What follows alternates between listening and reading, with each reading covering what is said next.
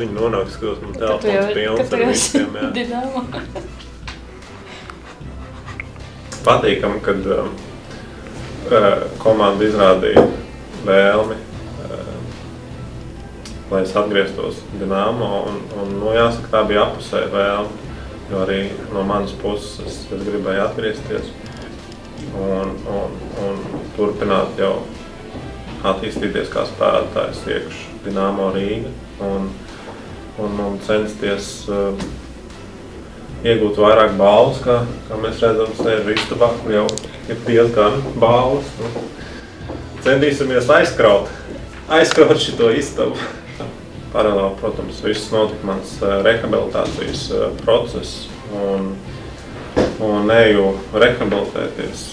Tagad jau Dinamo ir izbraukumā, atbrauks no izbraukuma, tad arī ārsti būs visu uz vietas un vēlreiz pārbaudīs mani un pastīsies, cik gatava ir mana kāja.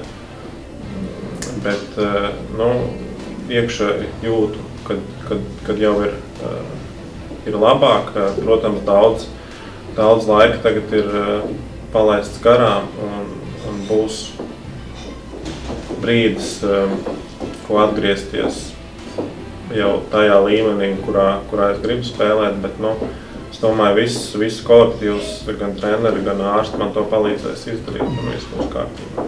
Fakts, ka laika maiņas, es pats zinu, esot Čeļābinskā braucot, spēlēt tā kā uz Eiropu, izbraukājām to Zagrebas tūru un tur bija ļoti grūti. Tā kā es domāju, mūsu puišiem Dinamo rīt būs smagi, tomēr tā laika zonas un 4. spēle izbraukumā tā kā nebūs viegli, un Traktors tagad arī cīnās par izdzīvošanu. Bet tur ir daudz vājās vietas, uz kurām var nospēlēt, un es domāju, ka visam vajadzētu labi.